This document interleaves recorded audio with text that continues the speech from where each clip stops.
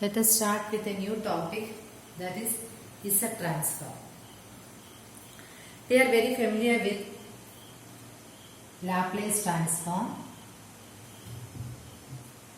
Fourier transform, and now we are going to study with the Z transform.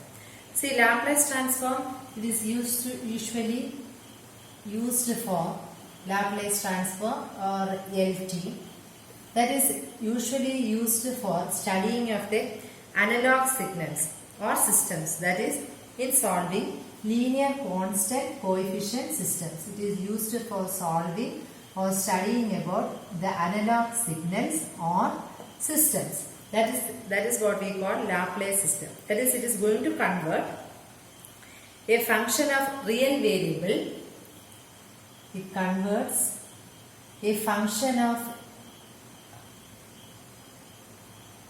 real variable, that is preferably time, or a differential equation into a function of complex variable, that is in the S plane. Converts into S plane, that is complex variable. See, S plane means, S means sigma plus j omega, where sigma is the real part and this is the imaginary part. Okay, so before going to our Z transform, we are very familiar with the Laplace transform and the Fourier transform. See, in the case of Laplace transform, it is used for studying the analog signals or systems, and it is actually a function of real variable, or it can be used for solving linear constant coefficient differential equation, and it is used for transforming or converting a function of real variable, that is in time, into a function of complex variable, that is S plane. Here the S plane is having both real and imaginary part. Okay. Now let's come to our Fourier transform. Fourier transform, just before you have studied, it is usually denoted by f of t. See, it is used for converting or representing time varying function in the frequency domain. Used for converting or studying about the time varying function in the frequency domain.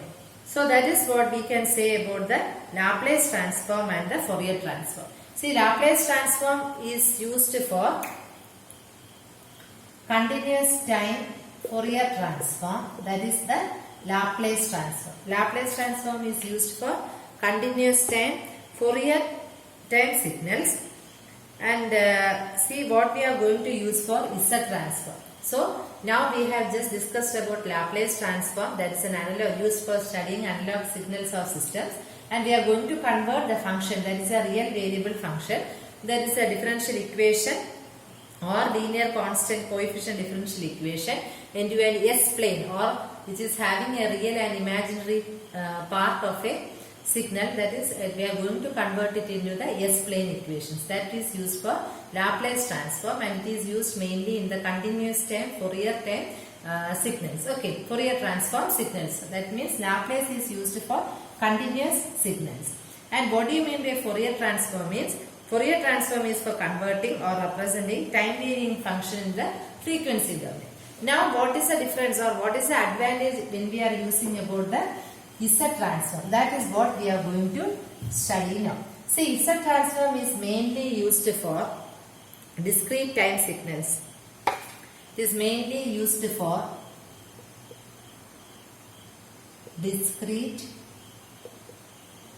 time signals. I think you remember about the discrete signal. Discrete signal means you will be having value at only at a particular time. So usually we represent by x of n or n. Okay. So at a particular discrete time we get the value, whereas a Laplace, it is a continuous time signal and we will be getting value at each, wherever you want you will be getting values. But this is a discrete signal. So Z transform is used for representing or studying about the discrete time signal, which is a sequence of real and complex numbers.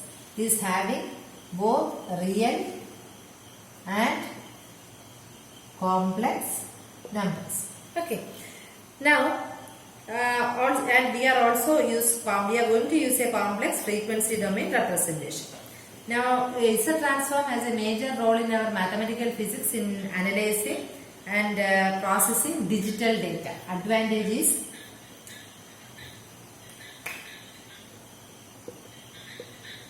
Advantage of Z transform is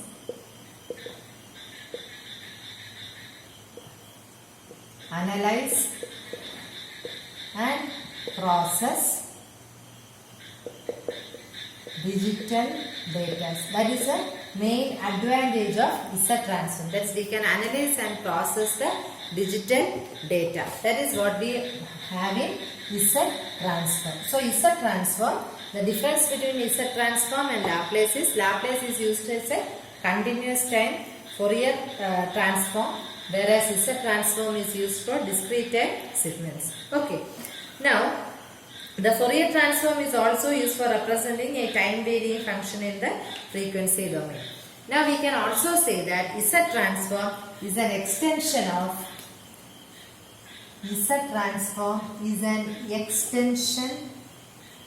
of discrete time DTFT, Fourier transform signals. Okay, discrete time Fourier transform signals. That is what we call by the Z transform.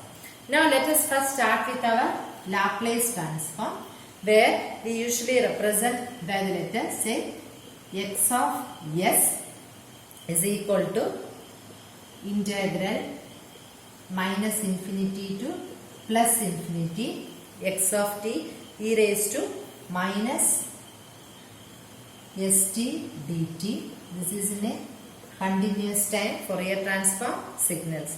Here we are having, as we have mentioned, s is equal to real part plus imaginary part, or S plane is having real part plus imaginary part. Same thing itself, when we are representing in the Fourier transform, we are using a frequency, time varying frequency domain system, which is also represented by integral minus infinity to plus infinity x of t e raised to minus j omega t dt. This is also continuous time Fourier signal, or we can say Fourier transform. Okay. Now, that is Z transform, as we told, is an extension of discrete time signals. This is a transform of discrete time signals. And usually, the Laplace transform is represented, Z transform is represented as x of z is equal to sigma n is equal to minus infinity to plus infinity x of n z raised to minus n. This is the representation of our Z transform. Say let z is equal to, let us see, let z is equal to r e raised to j omega. Okay. Now we are going to substitute it here.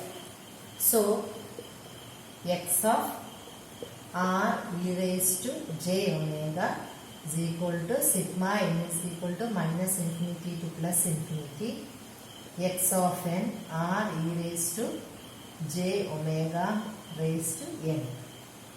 That is sigma n is equal to minus infinity to plus infinity x of n r raised to n e raised to j omega n.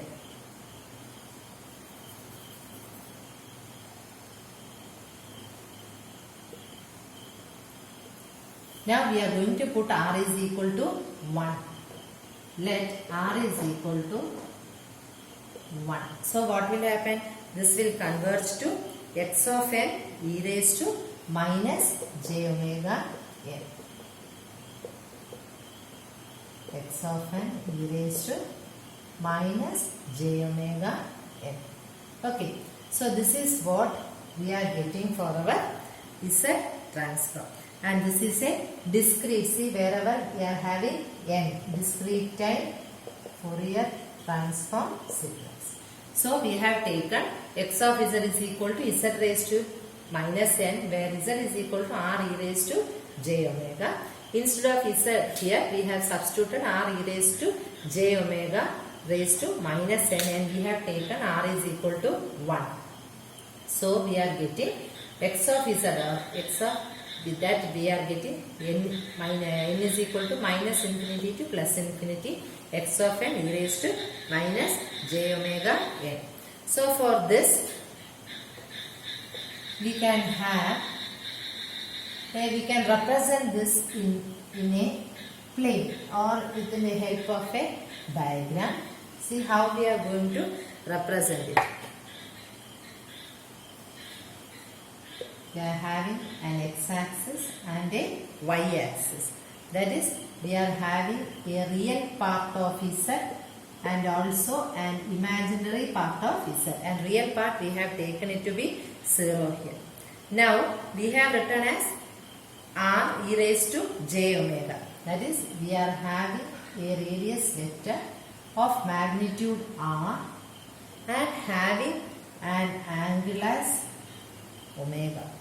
Okay, we are having the magnitude vector as r with an angle omega. And Z transform is valued only for discrete signals. This is valued only for discrete signals. Okay.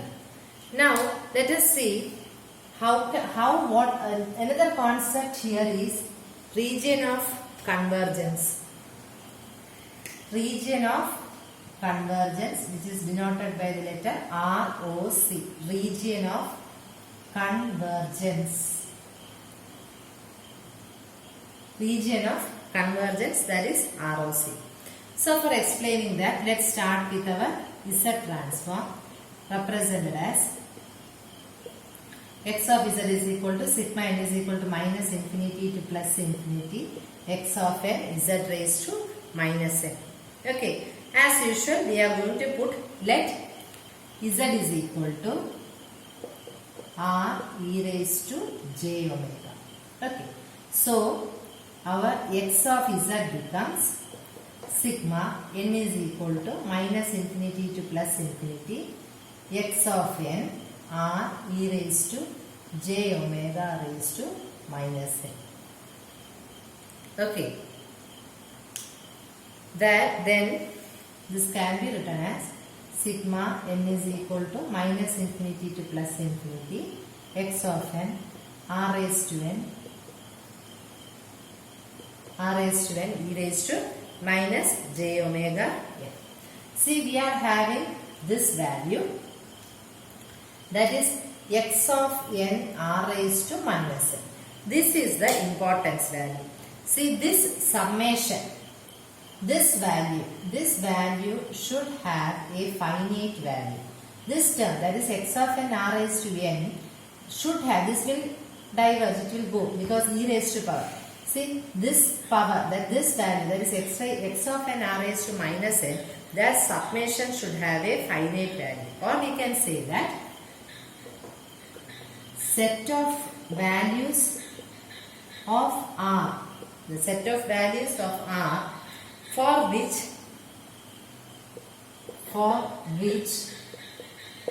the sigma converges, that is known as region of convergence.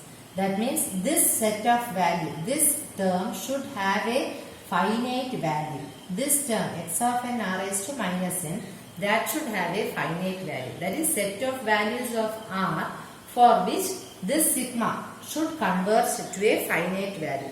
This is what we call as region of convergence. For example, we can say, see, we are having a value, say, example, what do you mean by that? That is, say sigma is equal to n is equal to 0 to infinity, half raised to n. We know that if you are putting different values for n, you will get it as, if you are putting it as 0, you will get 1, 1 by 2, 1 by 4, 1 by 8, etc. It will be going like that. And when the value of n changes, naturally we are getting different series. And we can say that sum of the GP terms geometric progression terms is 1 by 1 minus a. Right? That is 1 minus half is half. So it becomes 2. That is, you were having different values and you find that it is converging to a finite point, say here half. But here instead of half, you were having a value, say 2 raised to n.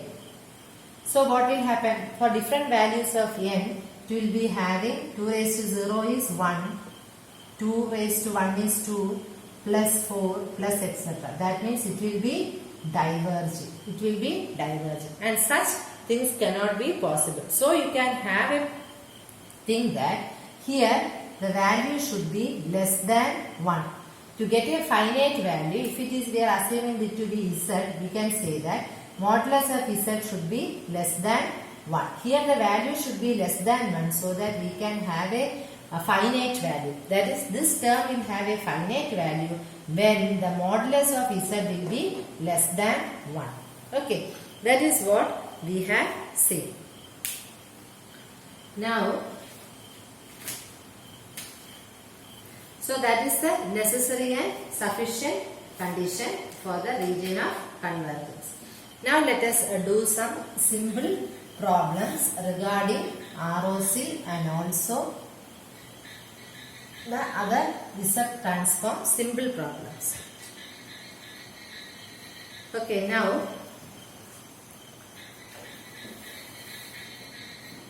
determine the Z transform. Determine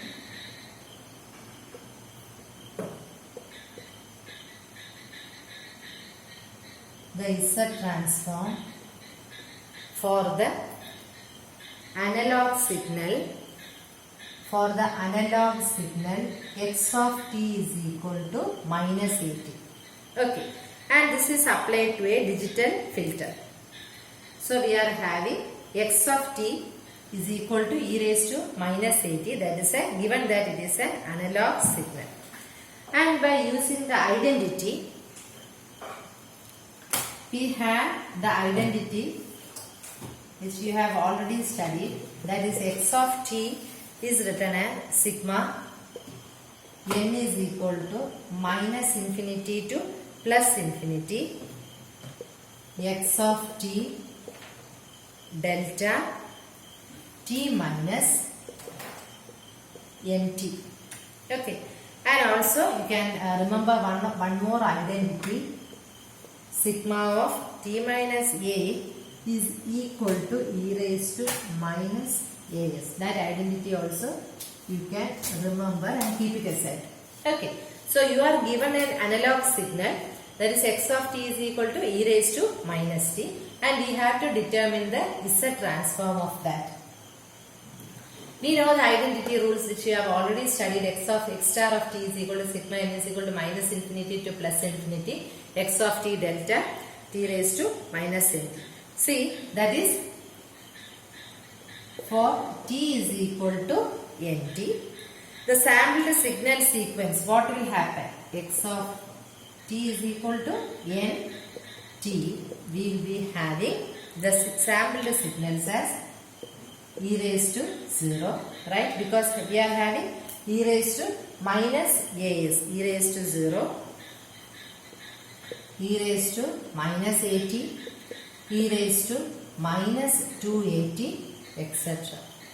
Okay, so now when you are applying our Z transform equation, that is x of z is equal to minus infinity to plus infinity z raised to minus n to this, we will get it as x of z is equal to 1 plus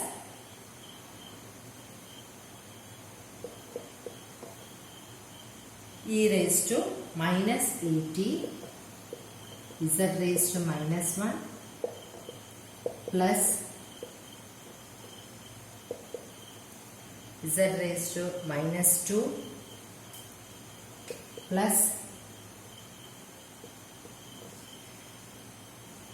z raised to minus 3 plus etc.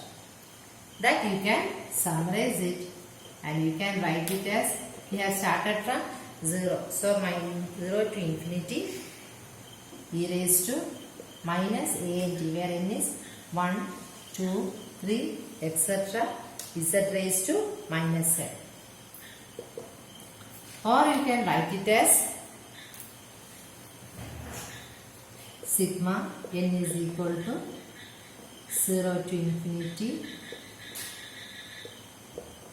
whole raised to minus 1. Okay. That means we are having the formula sigma a raised to k is equal to 1 by 1 minus a, sum of GP terms. So here you can write it as 1 by 1 minus e raised to a n t into z raised to n t. Okay, e raised to, sorry, instead of a t you can write it as z raised to minus a t z raised to minus 1. If you are putting n is equal to 1, you can write it as z raised to minus a t z raised to minus 1, because it is 1 here, power is 1 here. So, and if you want to simplify it, you can multiply the denominator and numerator by z and you can simplify it. This is how you are finding the z transform for an analog signal. The more simpler one I will show you. Here you are given an analog signal and we were using the sampling method. We were using the sampling method and we were substituting t is equal to nt and we got the sampling intervals here and we did it. Okay. Now let us take another example. Before going to another example, let me say about a one-sided Z transform and a double-sided Z transform. See, we have already written a formula. N is equal to minus infinity. This is what we call a two-sided Z transform. Okay, this is called as a two-sided Z transform. This is a where x of n is the power series and we are having a two-sided Z transform. See, let us consider a casual sequence where x of n is equal to 0, where n is less than 0. So, our Z transform is from n is equal to 0 to infinity. See how the here how the limit is changing. This is known as one-sided Z transform signals. Okay. Now, if you are considering a non-casual signal,